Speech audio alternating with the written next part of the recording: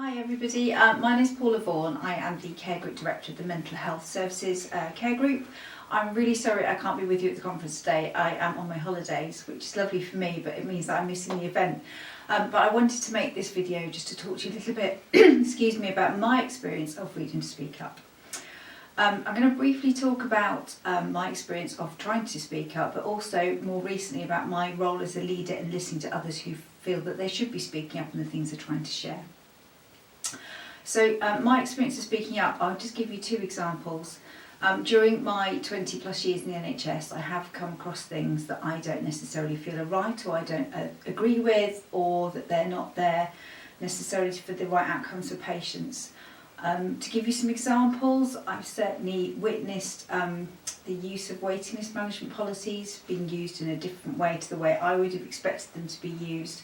And when I've raised concerns about that, in a previous life, I've certainly been met with more of a sense of confusion and a feeling of I don't know what to do about that, and almost brushing it under the carpet. So although I felt I had spoken up, certainly I didn't see a change in behaviour, which is what I was really looking for.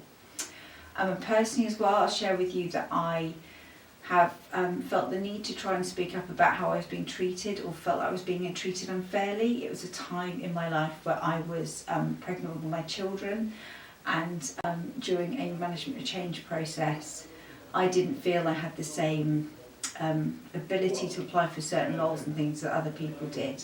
And that may well have been my perception, but certainly when I tried to raise it, my experience of raising that type of issue was that I certainly was met with wasn't met with the empathetic leadership and the compassionate leadership that I was really looking for.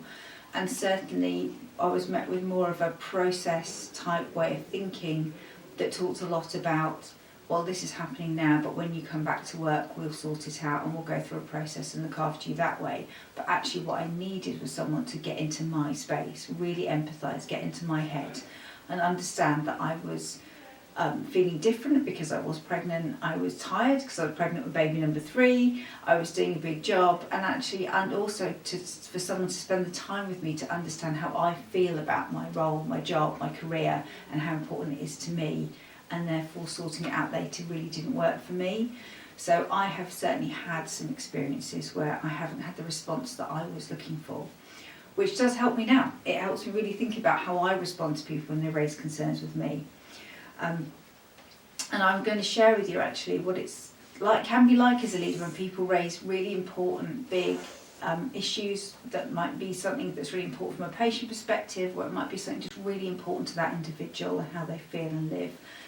And actually sometimes it's really empowering and exciting. Someone comes to you, they share things with you, and you feel that you're in that position where you can really make a difference. That's partly why I come to work and why I do what I do.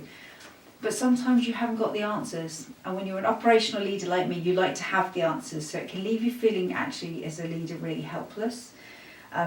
It can be really hard sometimes when we're all in busy jobs to push our own problems and our own feelings aside and really empathise and get in that person's space and understand how they're feeling and why it matters to them. It can be very easy to get distracted with your own thoughts and feelings and pressures. It can be ultimately really difficult actually when it pushes you to be brave in terms of your leadership, because it means that you need to change what you've thought about and change what you've already made your mind up on. And certainly if you've made quite a big decision and already made that change happen, and then you've got to rewind on that and reverse on that, that can really push you actually as a leader to do something really different. So and also then you're worried about things like, I've made that decision, if I change my mind, does that make me look inconsistent as a leader? So it's trying to balance that careful compassion you're trying to show individuals with also the need to be consistent and provide a safe space for people to work as a group as well. And that can be really tricky, and I think it's important that we share that.